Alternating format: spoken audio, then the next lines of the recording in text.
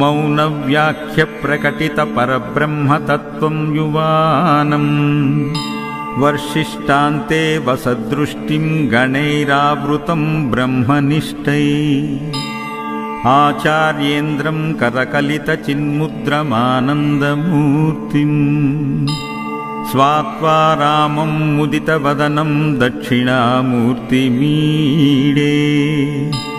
विश्वं दर्पणदृश्यमाननगरीतुल्यं निजान्तर्गतम् पश्यन्नात्मनि मायाया बहिरिवोद्भूतं यथा निद्रया यः साक्षात् कुरुते प्रबोधसमये स्वात्मानमेवाद्वयम् तस्मै श्रीगुरुमूर्तये नमः इदं श्रीदक्षिणामूर्तये बीजस्यान्तरिवाङ्कुरो जगदिदं प्राज्ञिर्विकल्पं पुनः माया कल्पितदेशकालकलना वैचित्रचित्रीकृतम् मायावीव विजृम्भयत्यपि महायोगी वयश्चेच्छया तस्मै श्रीगुरुमूर्तये नमम्यिदं श्रीदक्षिणामूर्तये यस्तैव स्फुरणं सदात्मकं मसत्कल्पार्धकं भासते साक्षात् तत्त्वमसीति वदवचसा यो बोधयत्राश्रितान् यत्साक्षात्कारणात् भवेन् पुनरावृत्तिर्भवाम्भोनिधौ तस्मै श्रीगुरुमूर्तये नमः इदं श्रीदक्षिणामूर्तये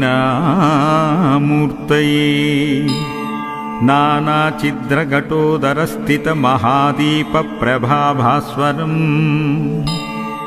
ज्ञानयस्य तु चुक्षरादिकरणद्वारा बहिः संदते जानामीति तमेव बान्धमनुबात्येतत्समस्तं जगत् तस्मै श्रीगुरुमूर्तये नमः इदं श्रीदक्षिणामूर्तये देहं प्राणमपीन्द्रयण्यापि चलां बुद्धिं च शून्यं विदु त्रिबालाण्डजडोपमास्त्यः मितिभ्रान्ता भृशं वादिना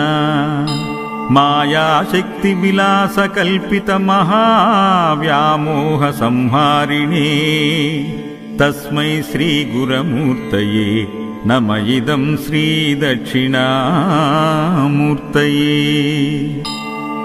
राहुग्रस्तदिवाकरेन्दुसदृशो मायासमाच्छादनात् सन्मात्रकरुणोपसंहरणतो यो भूत्सुषुप्तपुमान् जागृत्यप्नमिति प्रबोधसमये यः प्रत्यभिज्ञायते तस्मै श्रीगुरुमूर्तये नमः इदं श्रीदक्षिणामूर्तये बाल्यादिष्वपि जाग्रदादिषु तदा सर्वास्वस्थास्वपि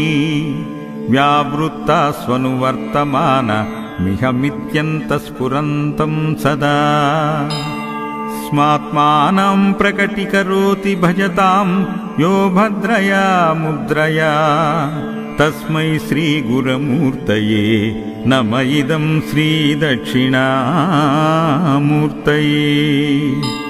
विश्वं पश्यति कार्यकारणतया स्वस्वामि सम्बन्धता शिष्याचार्यतया तदैव पितृपुत्राद्यात्मना वेदते स्वप्ने जाग्रति वायु एष पुरुषो माया परिभ्रामिता तस्मै श्रीगुरुमूर्तये नमः इदं श्रीदक्षिणामूर्तये भूरम्भास्यनलो नीलोऽम्बरमहर्नादो हिमांशुपुमा नित्या भाति चराचरात्मकमिदं यस्त्वैव मूर्त्याष्टकम् नान्यत्किञ्चन विद्यते विमृशतां यस्मात् परस्माद्विभो तस्मै श्रीगुरमूर्तये नम इदं श्रीदक्षिणामूर्तये।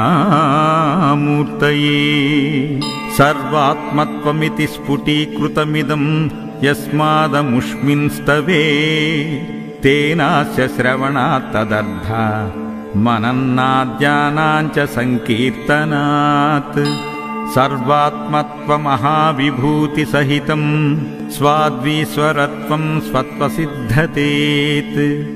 तत्पुनरष्टदा परिणतं चैश्वर्यमव्याहतं वटविटपि समीपे भूमिभागे निषण्णम्।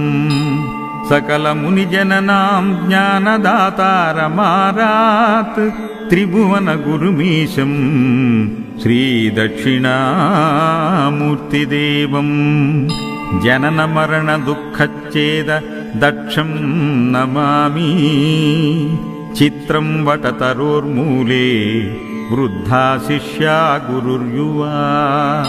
गुरोस्तु मौनं व्याख्यानां शिष्यास्तु छिन्न संशया। ॐ नमः प्रणवार्धाय शुद्धज्ञानैकमूर्तये निर्मलाय प्रशान्ताय दक्षिणामूर्तये नमः। गुरवे सर्वलोकानां भिषजे भवरोगिणां निधये सर्वविद्यानां दक्षिणामूर्तये नमः। दक्षिणामूर्तये नमः। दक्षिणामूर्तये नमः।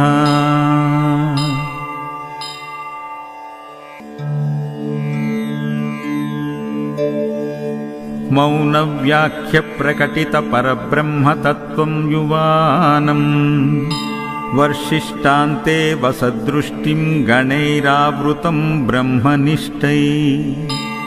आचार्येन्द्रं करकलितचिन्मुद्रमानन्दमूर्तिम् स्वात्वा रामं मुदितवदनं दक्षिणामूर्तिमीडे।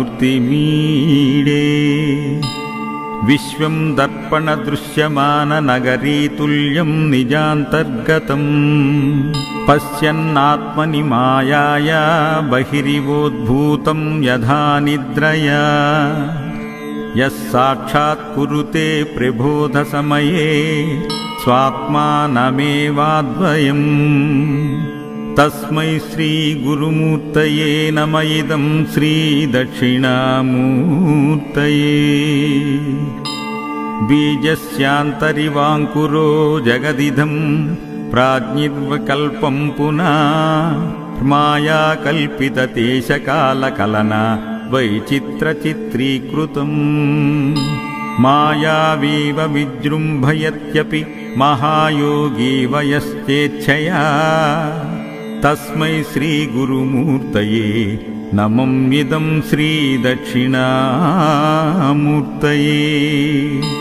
यस्तैव स्फुरणं सदात्मकं मसत्कल्पार्धकं भासते साक्षात् तत्त्वमसीति वदवचसा यो बोधयत्राश्रितान्।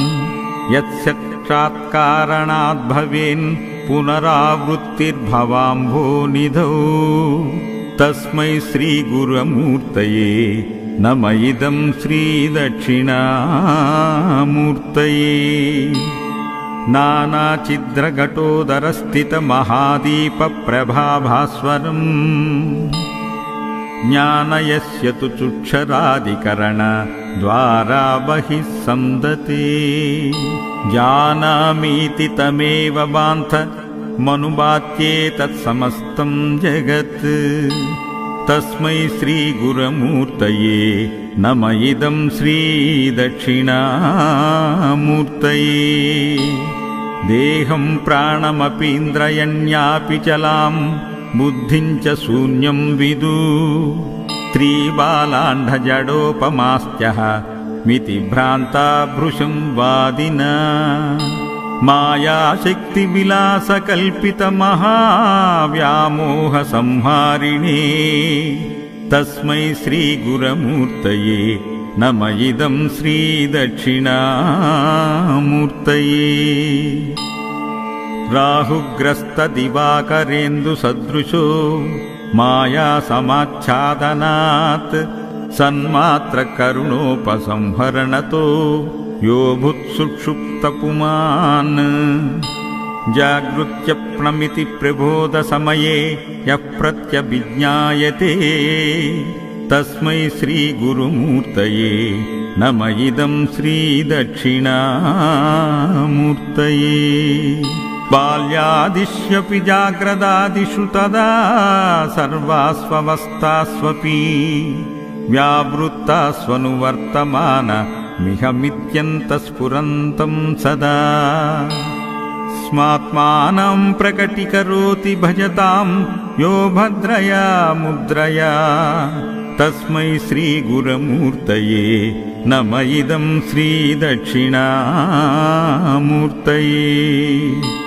విశ్వం పశ్యతి కార్యకారణతయా స్వస్వామి సంబంధతా శిష్యాచార్యతయా తదైవ పితృపుత్రాద్యాత్మనా భేదతే.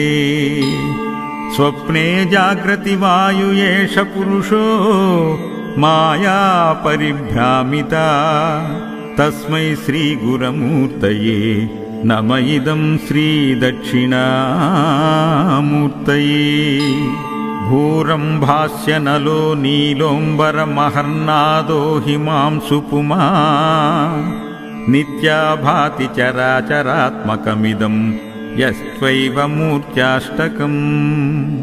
నాన్యత్కించన విద్యతే విమృశతాం యస్మాత్ పరస్మాద్విభో తస్మై శ్రీ గురుమూర్తయే నమ ఇదం శ్రీదక్షిణామూర్తయే. సర్వాత్మత్వమితి స్ఫుటీకృతమిదం యస్మాదముష్మిన్స్తవే తేనాస్య శ్రవణాత్ తదర్థ మనన్నాద్యానాంచ సంకీర్తనాత్. సర్వాత్మత్వమహావిభూతి సహితం స్వాద్వీశ్వరత్వం స్వత్వసిద్ధతేత్. తత్పునరష్టదా పరిణతం చైశ్వర్యమవ్యాహతం వటవిటపి సమీపే భూమిభాగే నిషణ్ణం. సకలమునిజననాం జ్ఞానదాతారమారాత్ త్రిభువన గురుమీశం శ్రీదక్షిణామూర్తిదేవం. జనన మరణ దుఃఖచ్ఛేద దక్షం నమామి. చిత్రం వటతరోర్మూలే వృద్ధా శిష్యా గురుర్యువా. గురోస్తు మౌనం వ్యాఖ్యానాం శిష్యాస్తు చిన్న సంశయా. ఓం నమ ప్రణవార్థాయ శుద్ధజ్ఞానైకమూర్తయే నిర్మలాయ ప్రశాంతాయ దక్షిణామూర్తయే నమః. గురవే సర్వలోకానాం భిషజే భవరోగిణాం నిధయే సర్వవిద్యానాం దక్షిణామూర్తయే నమః. దక్షిణామూర్తయే నమః. దక్షిణామూర్తయే నమః.